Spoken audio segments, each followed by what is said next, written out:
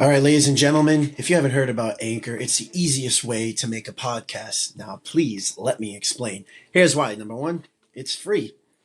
What's better than free? Number two, there's creation tools that allow you to record and edit your podcasts right from your phone or computer. You can literally go outside, record whatever you want to, and upload it. That's that easy.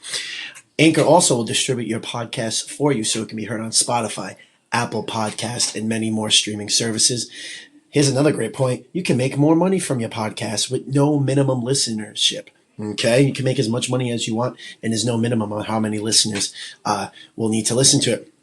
And lastly, it's everything you need to make a podcast, a successful podcast, in one place. So they make it super easy for you. Here's what you need to do right now. If you're interested in making a podcast, you need to download the free Anchor app or go to Anchor, ANCHOR.FM to get started now. You do not want to miss out. Get started again. Download the free Anchor app or go to anchor.fm.com to get started now.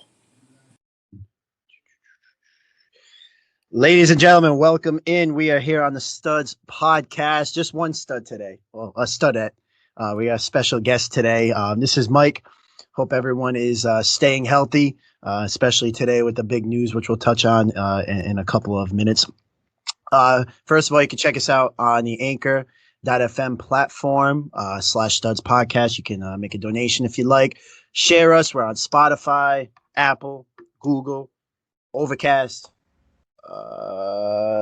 Pocket Cast, and like 10 other things. So we're on everything. We got a lot of great content. If you'd like to check out the last episode we just did, we had a great guest, Will Winfield. He talked about high school football, the COVID protocols, and then went on a little Celtics rant as well, which we'll stay away from today because I'm very not happy with the Celtics.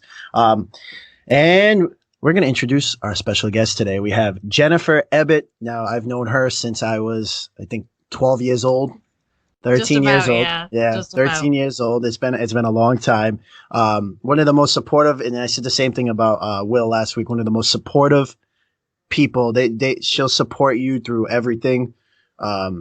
Whatever you do, one of the most supportive people I know. Jennifer Ebbett, nurse care navigator for HopeHealth. How are you today? I'm great. How are you doing? I'm doing well. Good. Staying healthy. Stay healthy. Wear your mask, wash your hands, all that stuff. That's it. Enjoying the nice weather.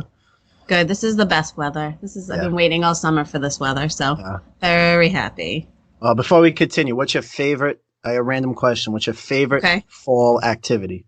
Favorite fall activity? And I feel with you, it'd be completely different. Like, it's not going to be apple picking. It's not going to be like pumpkin. I feel with you, it'd be something like completely like unnatural, and I don't know. Yeah, it's out there. Probably. It's not too off the cuff, though. My favorite fall activity is usually, in normal circumstances, going to Niagara Falls. We go up to Canada every single year in October and kind of take the foliage ride on the way up. But as it stands right now, the borders are closed and they won't let us in. So this year we go to New Hampshire and be a little bit more mainstream and do some foliage looking in New England. So it's all good.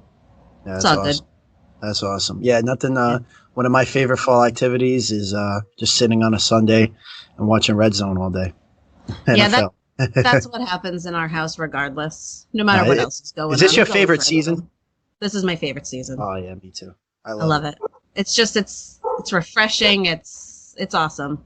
Mm-hmm. It's Halloween. It's Christmas. It's all the good things. I love it. Halloween I can do without, but Thanksgiving, I mean, it's the best. Yeah. Well, I know you would like Thanksgiving. I do love Thanksgiving. That's my holiday. Yeah.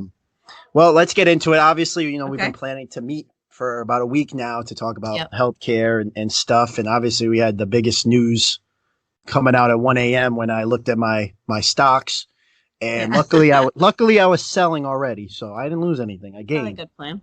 Yeah. But I saw the market go down like 400 points at 1 o'clock in the morning. I'm like, what the heck is going on? Something is happening. Yeah. I'm watching. I forgot what I was watching. I think I was watching some sports or whatever, and breaking news came on, and our president caught COVID. And politics aside, we hope we want to wish that on anyone, but being in the healthcare industry, how long have you been in the healthcare industry for?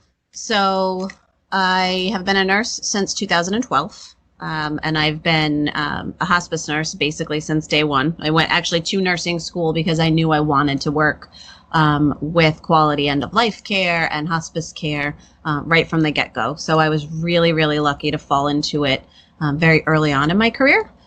And prior to being an actual nurse, I used to work as a vet technician at an animal hospital.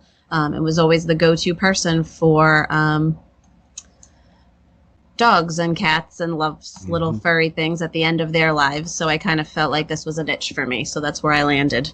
But it's been a different kind of world working in hospice and palliative care in a pandemic. It's been very different. Very different. You mind going into that? Like, yeah, no, not at all. Explaining how it's different? Yeah. So I'll give you kind of a little bit of background of what I was doing in my role with Hope Health prior to pandemic time. So I work right in a major health system here in Rhode Island. I'm in the hospital all day long. I meet with patients and their families back when families could visit to discuss hospice care, whether that's inpatient hospice there in the hospital, inpatient hospice at our inpatient hospice center. We're really lucky. We have the only inpatient hospice center in the state of Rhode Island that we can utilize. So I was, really lucky to be able to work with patients and families, work on their goals, their wishes, their symptom management, oftentimes trying to get them back home with hospice care.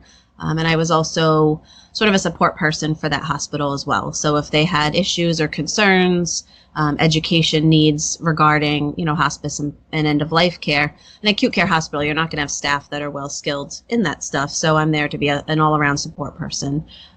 So then, sort of cue COVID comes in, and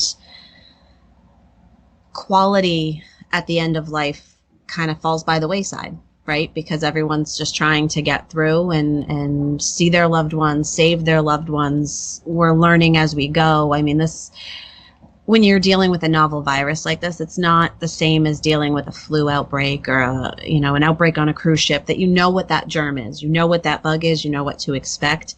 No one knew what to expect with this. So it was harder for acute care staff to kind of turn and say, this patient's probably not going to live. Sometimes they didn't give us enough, notice in their condition to say that they were going south.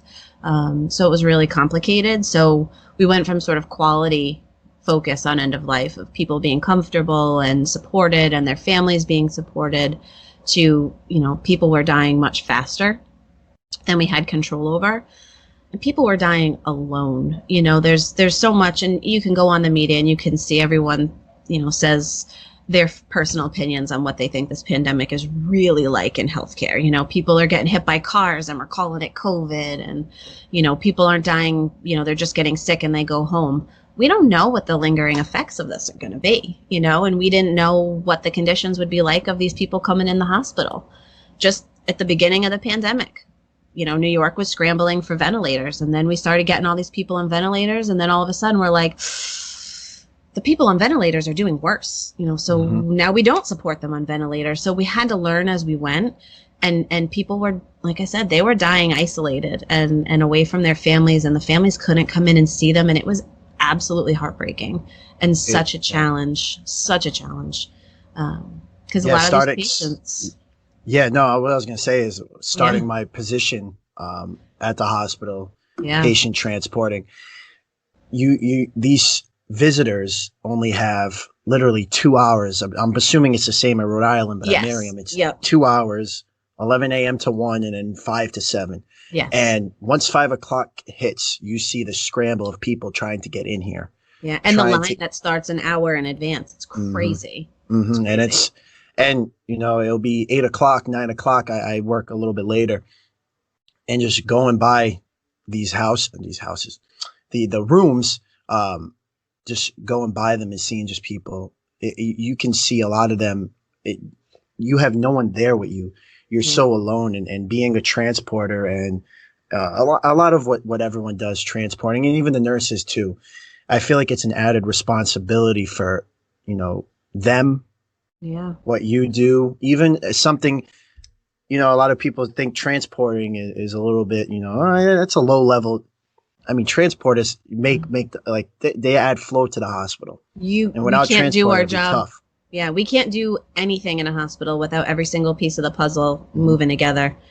We can't. It took me a while. It took me a little while too. And like when I first did it, when I first sat there, I'm like, wow, I'm a small compared to the doctors, compared to the nurses. I'm not anything in this hospital. And then you realize quickly that the nurses, they came up, one came up the other day. They're like, you don't realize how much, not me, but the transporters do. You don't realize how much you do for us. No, you're vital. You're absolutely, no one can do their job unless there's someone else doing theirs. We all have to work together. And being that these patients are so isolated, you become their family, and if they're scared going to another unit, especially for you have patients maybe going from an ICU setting to a regular floor setting. So now, they're happy because they got out of an ICU, they're feeling a little bit better, but they're still not with their family, and you can bring some conversation and some levity to them from point A to point B. And it's crucial. It's crucial.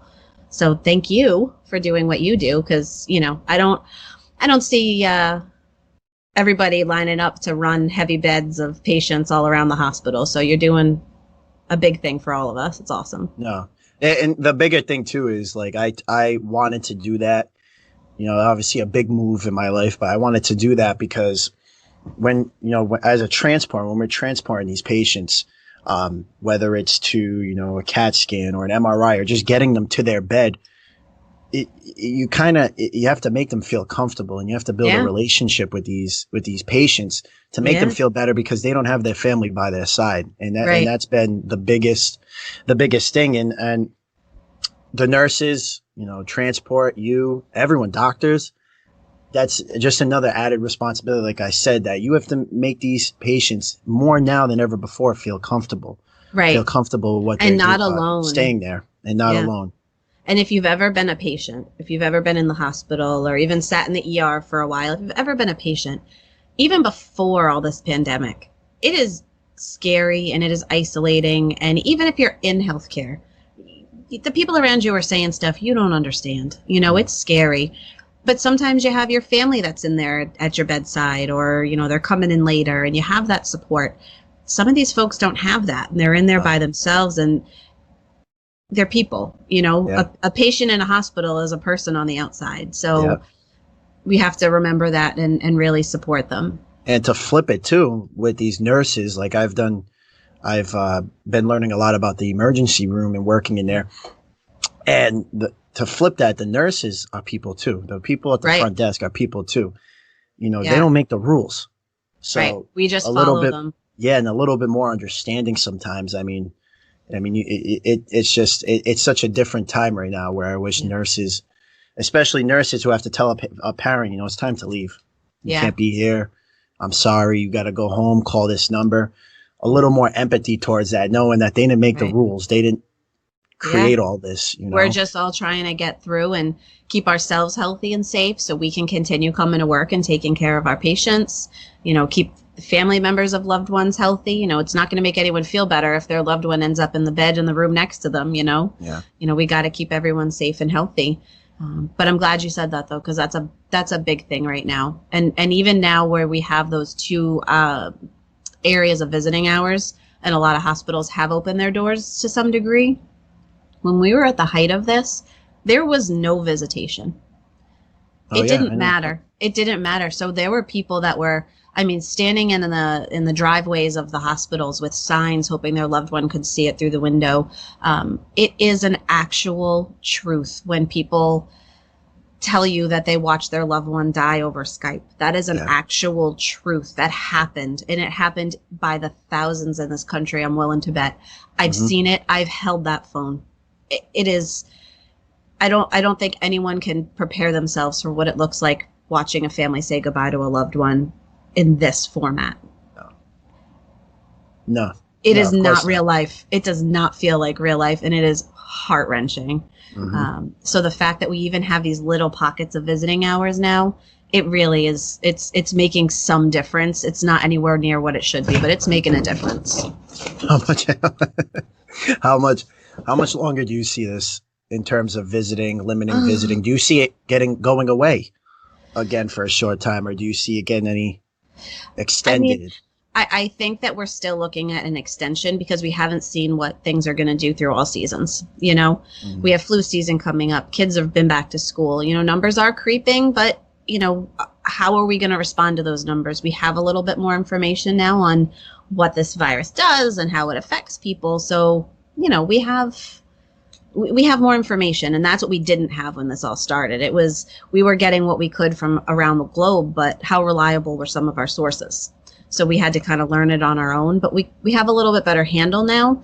It's just a matter of getting it done. But I see restrictions for quite a while. You know, even once there's a vaccine, you know, we don't live in a world where they're going to line everyone up and force everyone to get a vaccine. So even if it's available, you're going to have people who, you know, aren't able to take it or not willing to take it. So we have a road ahead of us, and I don't see life getting quite back to normal just yet. So we find that middle ground of new normal and roll with it. Absolutely. My next question to you, before we go, you know, more of what you do, do you, how can I word this? No, maybe we'll get back to it. Okay. Okay. I think no, here's what it was. The long-term benefits. I had a brain fart. The long-term benefit, problems that come with this are still very unknown. Still unknown. That's the one unknown that I was going to bring up. The long-term. Yeah, and if you think about it, people who had it, say in January, February, before we really knew what was going on, they haven't even been cleared from it for a year. You know, some of our recovered folks out there in the communities, they haven't been recovered from it for very long. And I mean, there's been celebrities that have had the worst complications. There's been, you know, Red Sox players that have had the worst complications from this, you know, the cardiac complications and the respiratory. So it's not just like a flu where you get body aches and you get, you know, potential for pneumonia. I mean, this is really affecting us bigger, and who knows how that's going to affect people 2, 3, 4 years down the road. Just like any, you know, severe illness, it's got lingering effects. We just don't know what they're going to look like yet. And that's, you brought up sports. I mean, we're big on sports on this podcast. I know. That's why a lot of athletes, yeah. That's why a lot of athletes dropped out. Right. They didn't want to do it because of the long-term effect. The long-term effect. What's going to happen to me a year from now, 2 years from now? Am I going to have heart issues? What's going to happen? Right. And can they risk their career for that? Mm-hmm. You know, and they have the option of saying, no, thank you. I'll sit this season out. That's fine for me. Those of us that have been essential workers this whole time don't have that luxury. So we're out there trying to protect ourselves and protect our community. I mean, sports players, we have to be part of the solution. So if you don't have to be there, don't be there. And a lot of them took that way out. So they're, I mean, you see, I can't think off the top of my head who it was now, but there was a Red Sox player that had all the he had all the cardiac complications. Erod had all the complications. And you figure you're not going to find someone healthier, really, right, than a major sports player. Mm-hmm. And if he can get that sick, you know, he might be a very small percentage, but that's still a percentage. You know, those people are still being affected. So, yeah, I think we have a lot to learn moving forward from all this. Absolutely. Absolutely. I do have one more question for you. Yeah. In terms of, because you saw like what the government did during the shutdown and probably will do again, like releasing checks for people who are unemployed. Yeah. What about for like frontline employees, frontline workers? What about for them? Like, do you see like any extra money? Do you think? I think they do deserve extra money. I think like whatever the amount is, they deserve. You know, a nurse deserves a big fat check at the end of this, or something more added to their paycheck every week. Yeah, I mean, I think some of the people that have been doing the things they've been doing through this, all of it, have been some of the strongest people I can think of. You know, to leave your family in the face of like a real sort of dystopian kind of situation. You know, we were faced with something that many people have never really had to live through, let alone work through and be part of the solution. You know, so even healthcare workers, even retail food workers and everyone that was out there, I think everyone, you know, I think it'll come, and it'll come in one way or another, whether it's monetary or not. I think something good's got to come out of this for those that really stuck their necks out there, because some days were scary. I mean, Absolutely. You're realistically walking into places wrapped in plastic with hazmat suits on, and you know, no one's touching anybody. It was scary, and I think we'll we'll take some time to kind of recover from the things we've had to see. But yeah, if I had my way, I'd be cutting checks for all of them because they deserve it. Amazing things people have done through this. And has that even been talked about? Like, has that been talked about at all? I think it has, but I think the bigger piece of trying to keep the world online and keeping, as silly as it is to put money before people, money is always something we got to consider. Economy is always something that has to get considered. And I think we're trying to do too much with too little. And it's just, nothing's quite working right now in that way. But absolutely, I think everyone that's been out there working has deserved everything and more for what they've seen and what they've done. Absolutely. Yeah. And I think what happened, with the president, I think, when you go back to March, when the NBA shut down everything, right? Like that night, like it was like just chaotic. Yeah. And I think, I had a sense of like, well, this is real. Yeah. Like, I had a sense of like, this is real that night. And, I remember being at the school, I came home listening to it on the sports radio. They announced it to cancel it, whatever. I'm like, how are we going to, teach? How are we going to do these things tomorrow? And we ended up doing it. And that was one of the last nights of normality that next day. That was it. Yeah. Yeah. People, I walked into the supermarket and everything was wiped. Blown out. It was like an apocalypse. Like the aliens just came, which they will one day. But it was just like it was nuts. And for a while now, you've kind of, I feel like with the election and with politics and everything, I feel like it's kind of not took a back spot, but it's kind of calmed down just a little bit, even though in reality it hasn't. Right. And I think some of it is just, we've just gotten used to it. Yeah. Right. We've all just learned kind of how to do things differently. But I think we all had that moment of, oh my gosh, this is real. We had gone out. Today is another moment. Today's another moment that it's still there. So if we can conceptualize this, so you're not going to find somebody more protected from the dangers of the world than the leader of the free world, right? Regardless of who the president is, regardless of what people think of him, her, or whatever, you're not going to find someone more protected than that, or screened, or whether or not he wore a mask everywhere he needed to be. Regardless, you're still not going to find a safer safety net around anybody. And if they can be infected, I hope that speaks volumes to people that it can get everywhere, and it is getting everywhere. It's not just going to hit the little mamas and papas in the nursing homes, and it's not just going to go around a daycare. If it can get through all the safety nets wrapped around the president of the United States, we are all susceptible to getting sick. And it proves that diligence, that maybe there was one hot second where he didn't have a mask on, or someone around him didn't have a mask on, or something was touched and not wiped down. It really is that minimal of an exposure that it's there and you got it. Absolutely. So I hope that speaks volumes to people, because it should. Absolutely. For sure. I think it's definitely another defining, like, between that night, that Wednesday night, because sports is a connector for a lot of people to real world issues. Like when 9/11 happened, it was George Bush throwing out the first pitch at the Yankees game. Yeah.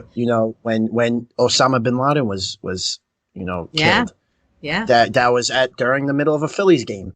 Yeah. Whatever the teams were. And the Boston bombings. Yeah. I was just going to say that. I mean, sports was a way to do that. One. Yeah. I know. Sports was a way to, unite and connect people. And then you have something like this. Yeah. Where now it has, like this now. Yeah. It's taken, your jobs, your businesses, it's taken your kid out of school, and now it takes your baseball season. It takes all of those things. I have family that, I had a nephew that was a senior in high school last year, and he missed out on his, more than half of his senior year. You think it's just the little things. No, you think it's these little things that it's taken from us, and all we can hope in all of the ugliness that all of this is kind of snowballed is that we take a silver lining and we find a way to march forward and get better from all of it. There's got to be something good that comes out of something like this. And I keep reminding myself of that whenever I have one of those, oh my God, moments like, this is real. That first time you go in a store and come around a corner and someone's not expecting you and they look at you like you're the boogeyman because they don't want to be that close to you because they don't know who you are. It's the first we've come a long way since March, but we've got a long way to go. And I just hope that we come out of it a better society, more so than, some of the ugliness that's easy to see. No, absolutely. Absolutely. All right. Let's get into more of, if you want to reiterate, I know you spoke about it a little bit earlier, but what you do at Hope Health and the services you provide and the types of care. Okay. So Hope Health, I've been with Hope Health for going on 8 years now, 7 years. And we're the second oldest hospice organization in the United States. So it's pretty cool to be part of history because, hospice work has been done for a long time, but a real hospice movement hasn't. It's counted in the tens of years, not the hundreds. But what hospice is at the core is what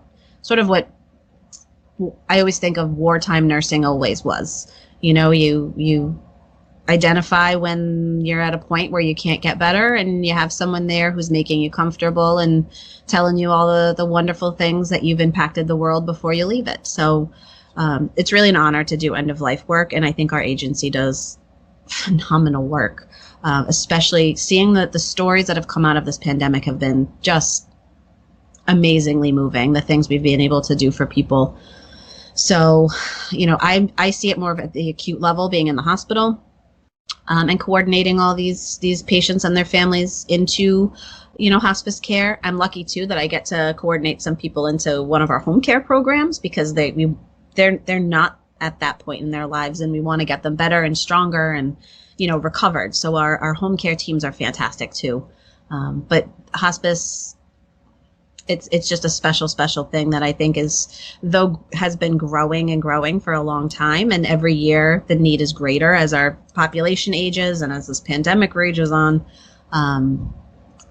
It's underutilized. I wish in our society and in our culture we were better at talking about death, because, I don't ever want to be that person who comes out and says it, but none of us are getting out of this alive, whether it's in 10 minutes or in 10 years or whatever, and I think we can do better as a society to normalize those conversations so it's not quite as ugly at the end as sometimes it is. What in terms of normalizing these conversations, is there, what kind of research is there behind it? What do you do to make those conversations more normal? So there's a lot, actually. And so part of our organizations, we have a palliative care team, which is physicians and nurse practitioners. We've actually worked with Brown University to put in it's called Complex Care Conversations. And it's essentially teaching anyone who works in a healthcare capacity, from the transporter to the physician to everybody, how to have hard conversations, or how to be present and talk to a patient that's been given really tough news.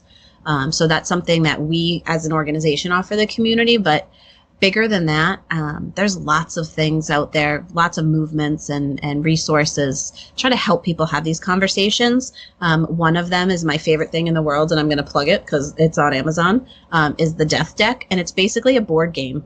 It's like a Cards Against Humanity game where you can ask people their thoughts on death and dying, what's important to them, what scares them, what they'd want to know and not want to know. Super, these are the kinds of things I have in my house, by the way. Yeah. Like, this is my life. Yeah, it's just part of the reality. But yeah, and there's lots of resources online. It's just, we tend to do this.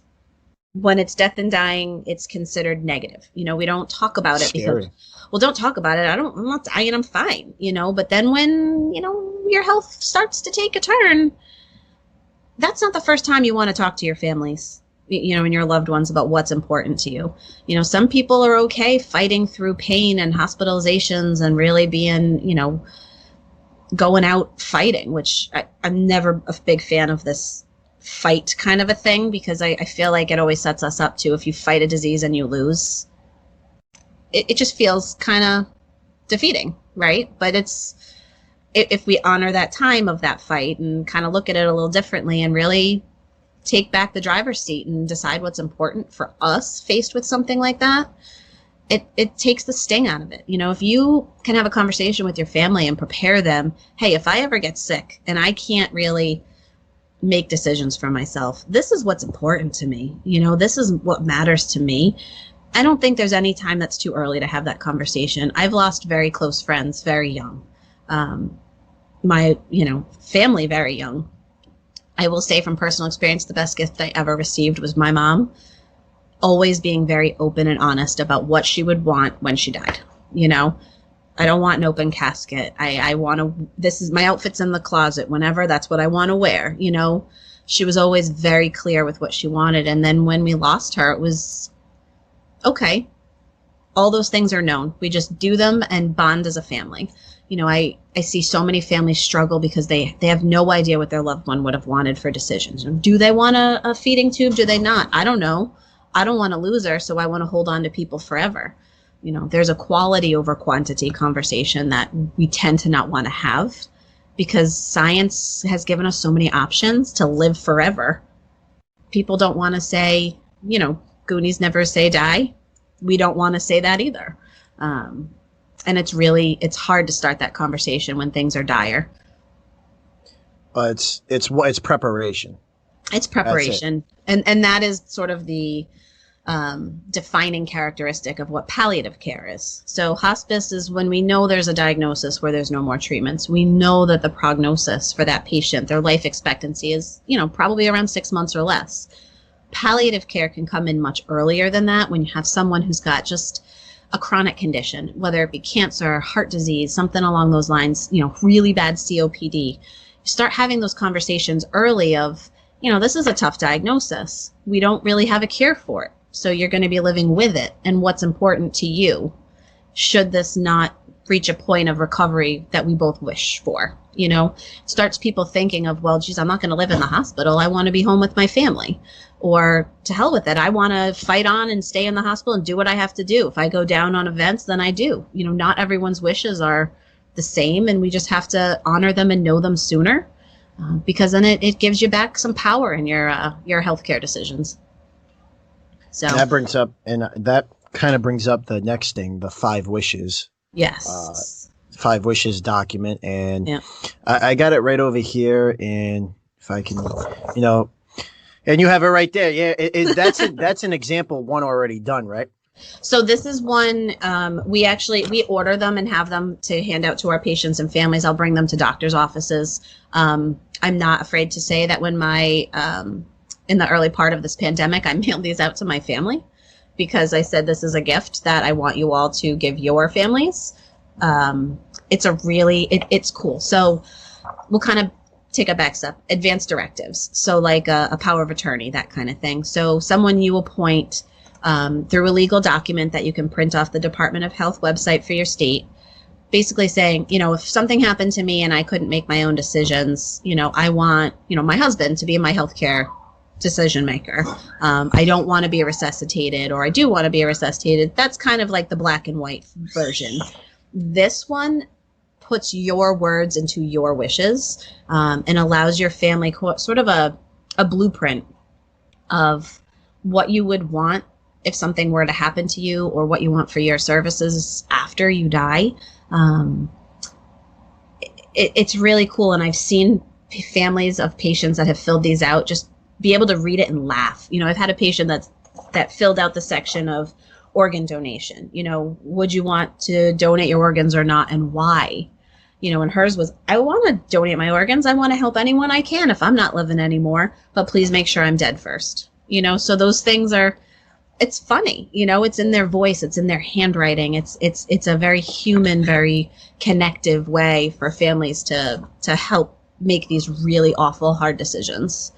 It's not legally binding, but. When you talk to people about it, are you surprised by their reaction? Do you find that actually more people positive about it, or do you still find that? I don't know why. Why are you asking? Why are you doing it? I think by the time I get invited in, a lot of times that conversation's been had at least a little bit, so it's not coming out of left field. But when I'm sort of part of those conversations earlier, I think some people are definitely, just want to stick their head in the sand and not face it. Cannot believe that I would, anyone would imply that this, wonderful grandmother who's 100 years old, who's fought everything, pneumonias and everything up until now, could possibly die. But accepting that it's going to happen to all of us no matter when, and getting people to kind of wrap their heads around it instead of doing so many more tests and treatments and things. Some people are very good about end of life and some people aren't. And I'm actually kind of surprised when I do run into a family that's very comfortable talking about death or their own death, especially if it's a patient that can talk about their own death. I think it's exciting for me because there's no better person to tell you about what they want than that person. So I've seen some people be able to really die that Hollywood death and bring their families around them and eat Chinese food and drink beer from a straw and die with a smile on their face. And I've seen patients that, didn't want to let anyone think that they would give up and stay in the hospital and fight to their very last breath. And people have very different ideas of what death and dying is and what's important to them. I'm not a big 60 Minutes watcher. I just caught it one day, just on. And they had, I think it was like 6 months ago, maybe longer, maybe shorter. They did experiments with like mushrooms and psychedelic drugs, and psilocybins, something. Yeah, psilocybins, yeah. Yeah, psilocybins. And people were actually, like, they were talking about how they went to heaven. Yeah. And so, or whatever, whatever you believe in, they came out of it and they were like, I'm okay. I'm okay to die. There's a different, however that made it happen, however it works and the chemicals it works in your brain, that they were okay with it, or maybe not okay, but more comfortable. And it's the fear of the unknown. So anything we do for the first time is terrifying. And death is the only thing we can't practice. Yeah. You want to go on a roller coaster, so you start on the Ferris wheel. We don't get that go around on a death run. Some people have those horrible accidents, or they end up in a coma for a while, or they end up on, some kind of drug or medication that kind of gives them a glimpse of what to expect, whether it's scientific chemicals or something bigger than us, whatever you believe it to be. If it gives you a sense of it won't be that scary, it takes off that fear of the unknown. So it's pretty cool.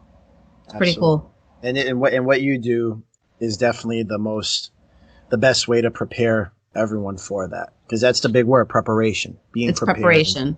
What you guys do definitely helps with that. Yeah, and it's awesome to see. So if the formula works perfectly, we go from caring for patients at home while they are trying to recover or getting back on their feet from another hospitalization. They're still healthy enough to live at home. We do rehabs and we get them on their feet. And then things aren't going well, palliative comes in and starts saying, hey, that was unfortunate. We had a change. We weren't expecting that. How do you feel about that? Getting people to really just stop and think, yeah, no, that was crappy. I don't want to go to the hospital again or whatever. Manage their symptoms, help them breathe better. And then that kind of gives way into a later stage of disease where we aren't going to be able to get better. Our worst day 2 years ago is now our best day. And then hospice can come in and focus a little bit more acutely just on symptoms. So it's a really nice handhold from point A to point B. And it's nice to see it when that all comes together, and it's nice to see collaboration in that way, to go from a state of more health to less health, but do it in a way that's supported and open and just not turned away from, just kind of honoring what's there. Yeah. Absolutely. Do you guys do a program or for a 30-year-old man who's no help, who's fine, like, and he wants to find out, do you work with, or is it only patients that have had issues, or do you have like programs where, all right, this healthy man, no issues, wants to come in and prepare and talk about dying and yeah, so we don't really have a program necessarily quite for that far down the pike of health, but I will say, if anyone's interested in it, death cafes, It is sort of one of my hopes in life to host one. It's an open forum similar to what we're doing right now, where back in the days of being able to sit in the same place with other people in real life, you sit around, you have coffee, pastries, and you just talk about death, your experiences with it, what scares you, what comforts you, not planning, just talking about it. There's a specific format that the people who designed it want you to follow, because it really is kind of proven to be the right way to have those conversations. But it's fascinating to want to just have people sit and talk about death and dying in a way you'd sit down and talk about sports. You know, it's very freeing. And I there's not many in our area. You know, we're very kind of closed-minded on death in the New England area. But if you go out to like Oregon and places where it's a little bit more forward, you have really great, cool opportunities like that. But those are great to look into if you really are a young, healthy person who wants to start having those conversations. We kind of come on the backside of it, where we have lots of grief and bereavement programs. Anyone who's on hospice services, when they die, our agency will follow them, or any hospice agency will follow that family for 13 months.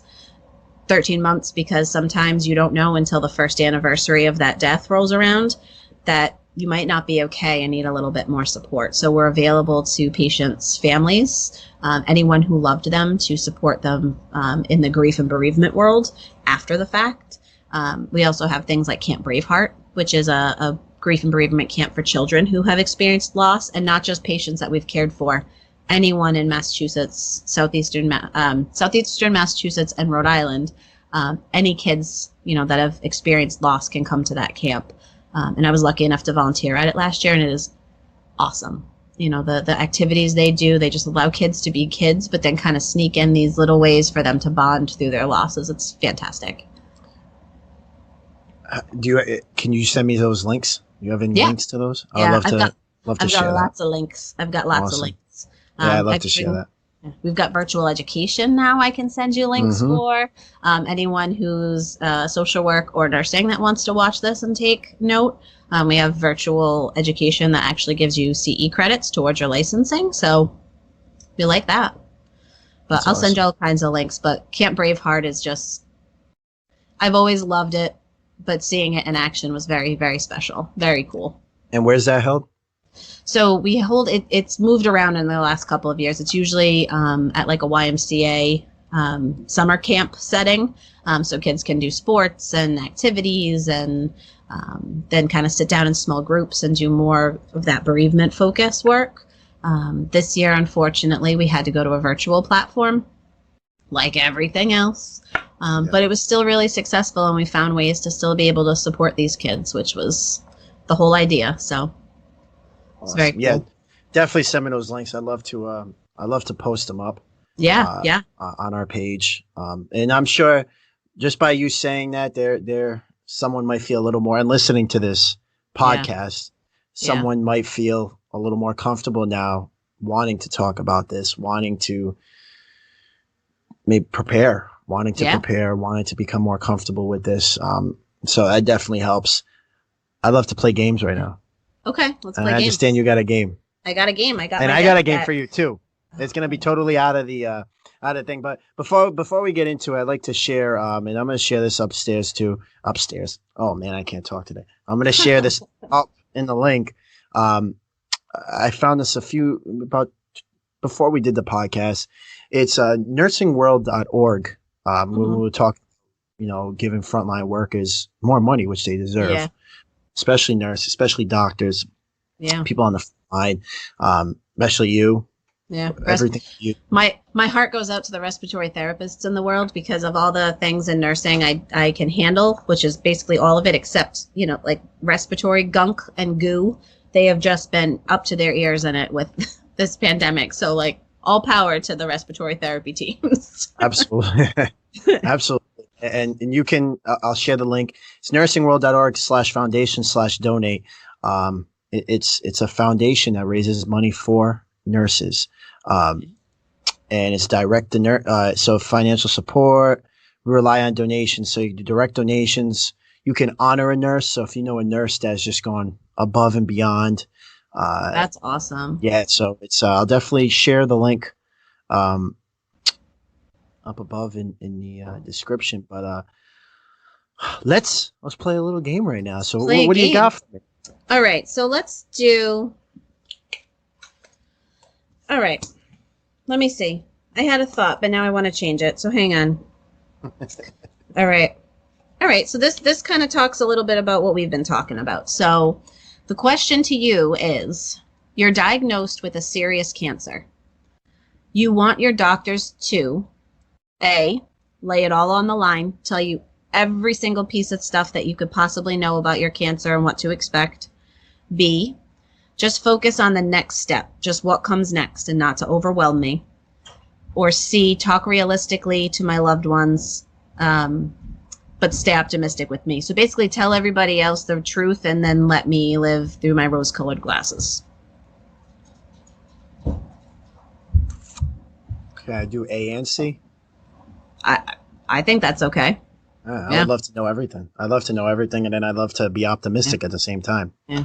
And I will say, so a lot of, and this goes back to my living in a veterinary world before a nursing world and now a hospice world. My thing is, a lot of times, especially because there's so many specialists out there that collaborate on our care, teams tend to focus on treating the disease and not the whole patient, right? This is how I treat this disease. This is the treatment. But if you look at the whole person, sometimes that treatment plan doesn't work for them. So I like that answer of, lay it all on the line for me, but it's for me. We're treating me, not just this thing you found on an MRI, right? Absolutely. Yeah. And stay optimistic. Hope has a lot of meanings as far as things go. We hope we get better, and then we hope we live a quality of life that we are happy with if we can't fix it. So hope changes and staying. And you bring up a good point too. Not one. It's not one size fits all. No. Like this hat. It's not one size fits all. Right. It's right. I don't even think this hat fits me. No. But it's like it's not one size fit all for treat. Everything is different. Every person needs different affection, care. empathy. Some people don't want empathy at all. Everyone is different. Right. And it's even it goes into even your religious beliefs. I mean, there's some religions that don't allow for blood transfusion. There's lots of stuff to take into effect. That whole person is more than just their illness, and it's hard to remember sometimes. Yeah. All right, there's one. I got one. I got more for you. All right.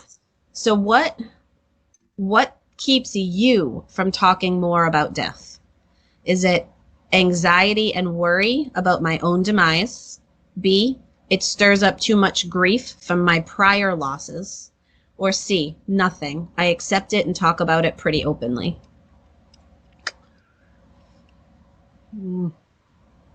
I can't say C because I don't talk about it at all. Yeah, I'm a big fat C. I never. Alert. This is my first. This is like never really talked about it. I would say maybe B. Yeah, because it's hard, and especially being young, you wrap all of about death as is the pets we grow up with, grandparents and great grandparents and that kind of thing. But what I would say too is it's not like it's more or less like when I said before, like whoever's listening to this, for me, I never thought about talking about it. So I don't know if I have a problem talking about it. I never thought about it at all. Yeah. So, maybe I don't have a problem with it going forward. Maybe that answer changes to C. Yeah. But I just never did it. Just being able to entertain me on your program today tells me that you're probably leaning towards a C. Yeah. Right? Yeah, it's okay to bring it in and talk about it. It was a steep jump from sports and music to the crazy lady who wants to talk about death and dying. And that's what we want. And that's the biggest thing. That's why I made that post, because this is a topic I would never have thought of.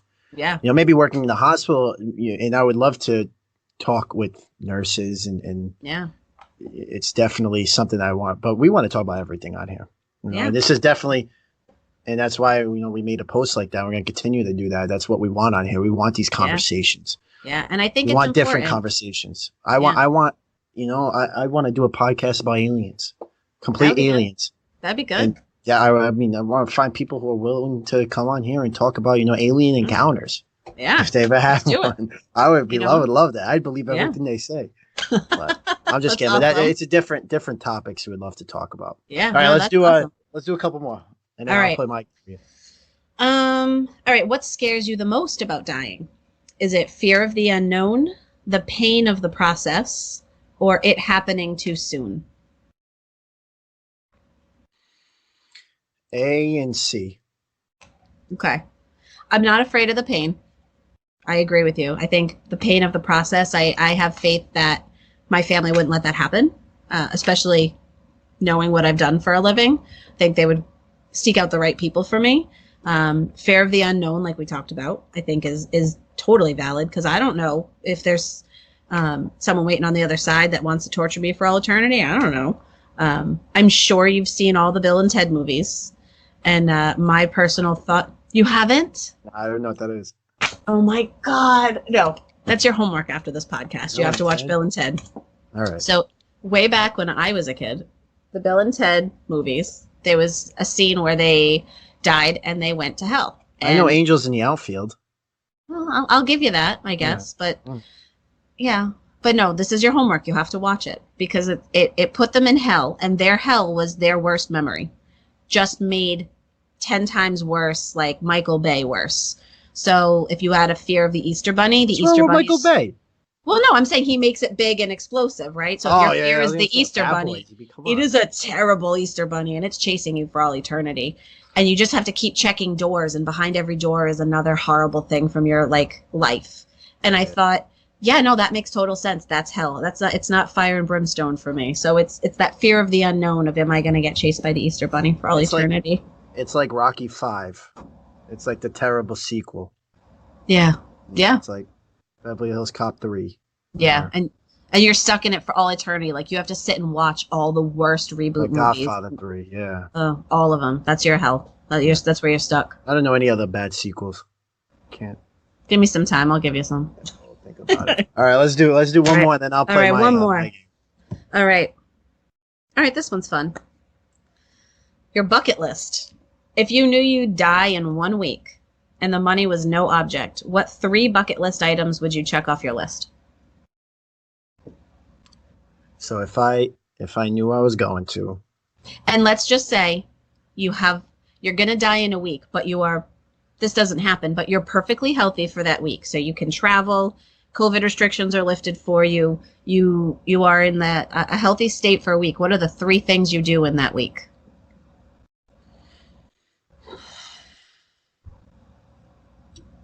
I would.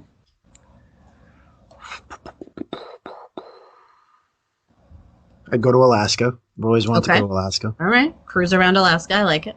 I would. I would. That was a tough question. I know. Tough question. I would say spend as much time as possible. My family, my friends. Yep. Yeah. Like all day. Time. Get off the phone. Yeah. Enjoy with them. I don't know. That's a tough question. Tough, right? That's tough. What would you do? So do you know already? I would travel to Sicily. I want to see the town where my mother's family came from. I would probably do the stereotypical like skydive kind of a thing. I would take my family and friends with me everywhere I went, like my own personal entourage, because I've never ever met somebody at the end of their life say, God, I wish I spent less time with people I loved. Mm-hmm. You know, you wish I had more time, and that's something none of us are valuing enough ever. Guilty as charged. No one appreciates time and connection to people. And I would really just want someone to let me lay on the pitcher's mound at Fenway Park.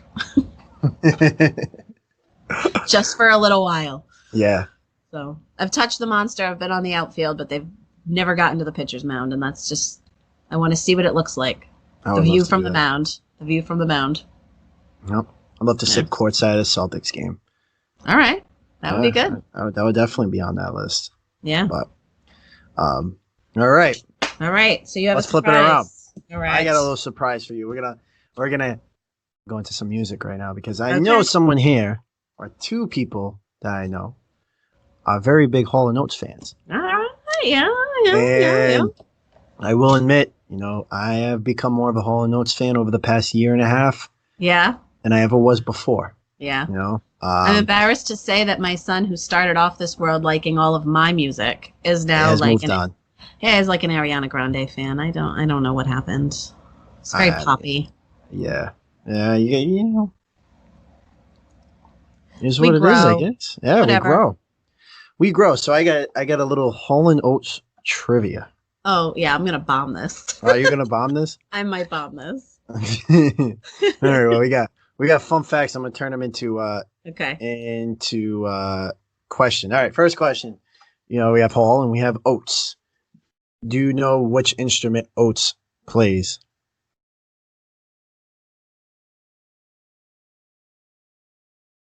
Well, it's No. 2 instruments, if you include vocals.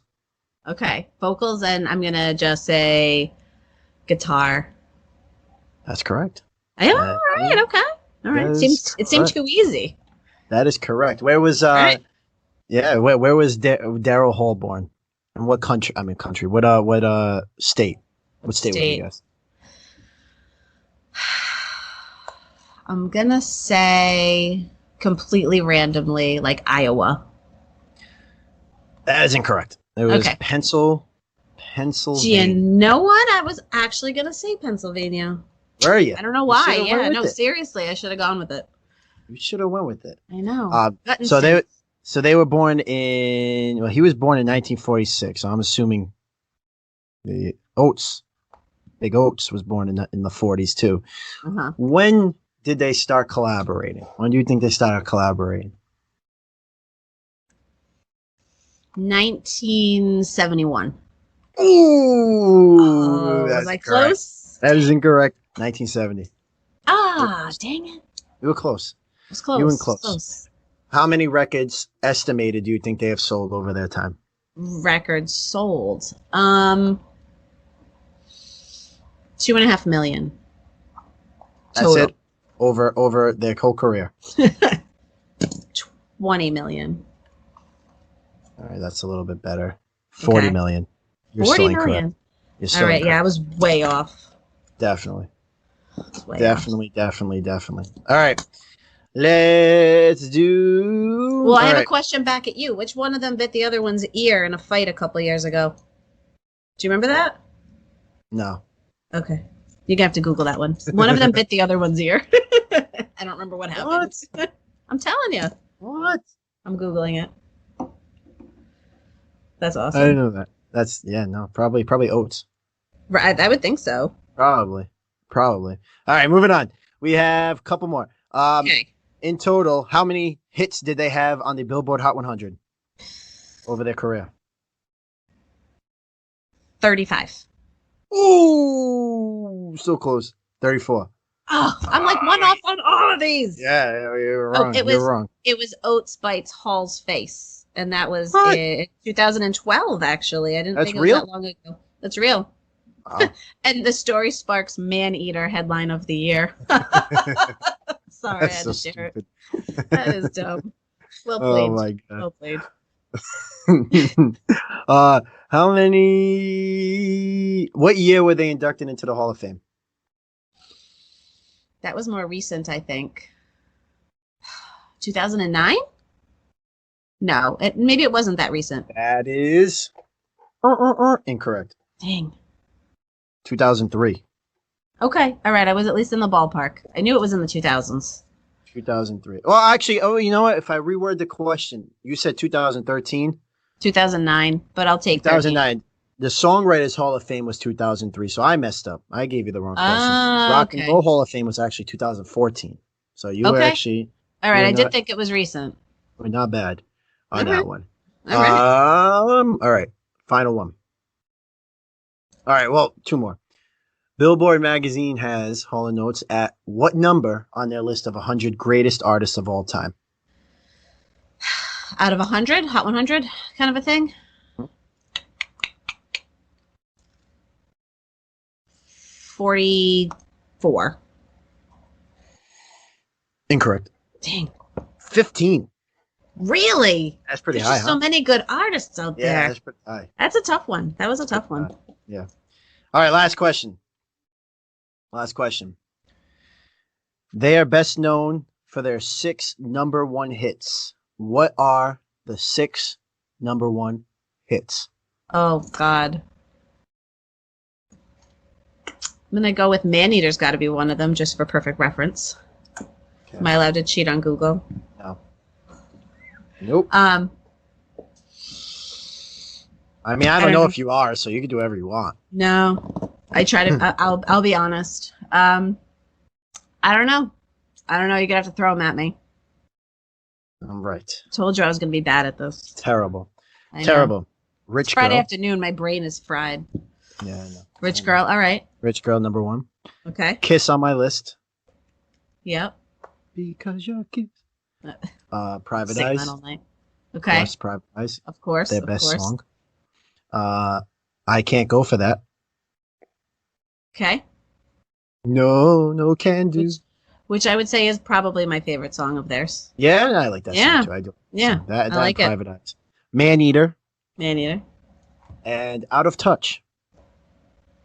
All right. I'm going to be very stereotypical and say that's probably my favorite Hall & Oates song. Out of Touch? I Yeah. don't like that. Oh. It reminds me, my kid used to use that song as a reward for potty training when he was little. So it just makes me happy.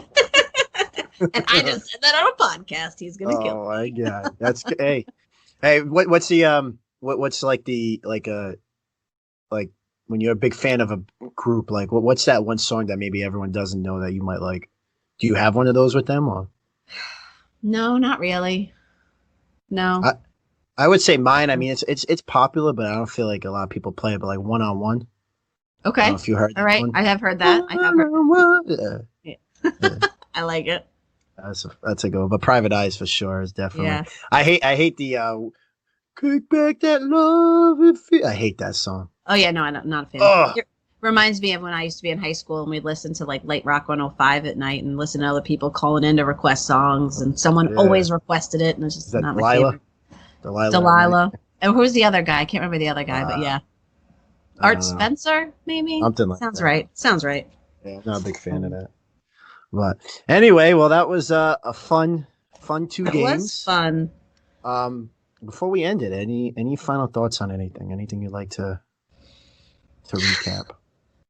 I don't think so. I think, there's a lot of options out there on the internet, and I'll send you all the stuff so you can put the links up, but we have lots of links for different caregiver support and stuff like that on our website that anyone in the community is welcome to participate in, since it's all virtual. But if you're struggling with death and dying because you have a loved one that is, quite ill, or you yourself are quite ill, or you just want to talk more about it, get out there and look up stuff, find ways to talk about it, do your advance directives. I don't care how old you are. We're in a pandemic right now. You don't know what could happen tomorrow. I've had the misfortune of having to see lots and lots of people younger than me trying to figure out how to say goodbye to their young kids in this line of work. And we could have something terrible happen tomorrow. Talk to your loved ones if there's something meaningful. Tell people you love them. Tell them, laugh, share stories. But I update my 5 wishes every year. It's like my New Year's resolution. So it's not too early. My husband thinks I'm crazy, but he'd appreciate it if I had a meteor fall on my head tomorrow. So I do what I can. I mean, there is one on the way. It's supposed to come in like 2032. Yeah. So right now I wouldn't be surprised if nothing can surprise me at this point. So yeah, but. You recapped it. I mean, I mean, that's all I could say. We spoke about what you do for Hope Health as a nurse care navigator, just bringing more awareness to death and talking about death and becoming more comfortable with the fact that it will happen, whether it's whenever it does, it will happen, and just being more comfortable and accepting of that, the 5 wishes form and just the culture of all that. And also I think one of the biggest things we talked about other than death was just the impact of the healthcare industry right now. And what they're doing and how special they're doing. And I brought up the link earlier, but I'll bring it up again. If you'd like to donate nursingworld.org. It's the American Nurses Foundation. And I know it's probably more on doctors and stuff like that, but I just have this one for now. You can donate. You can honor a nurse if you know someone. And I'll also bring up this too. If you, and I hope you obviously will share this on Facebook as well, but Yeah. if you have any more people, maybe not in this topic, maybe you know a nurse that might like to come on and talk about their struggles or triumphs, everything Yeah. during this time. I love We'd that love to idea. hear from you. We'd love to branch off. You know, we're going to go back to our music and our sports, and we're still going to continue doing that, but we'd love to talk about this stuff as well, because, you know, it's interesting. There were things I found out today I would have never known. See, and that's all I want. That's all I ever want to hear is that, you know, just saying, hey, we're going to talk about this kind of weird thing. What do you think? And having you take away from that you've, you know, opened up a little pathway of thought. I think that's completely worth it. Absolutely. That's all we can do. Absolutely. So it was definitely great speaking with you. it was very nice talking with you. That was the most fun I've had all week. Yeah, sure. It's been a crazy week. I believe it. Yeah. Check us out. We'll hope to get a Louie back in the next episode. We have some more special guests coming up. We have my friend Gabe Bryant. He was on one of our first episodes. He came on. We spoke for about 2.5 hours about I don't know what, but we just kept speaking. It's one of our highest rated episodes, or other than the NSYNC one. Of course, the NSYNC one has the most listens on Spotify. I don't even. That was one of our worst ones too. I'll get in on an NSYNC one. That sounds fun. Yeah, trust me. We're going to go into some more. We have some other guests too, some other podcasts that are going to be coming on. We're going to do some music reviews.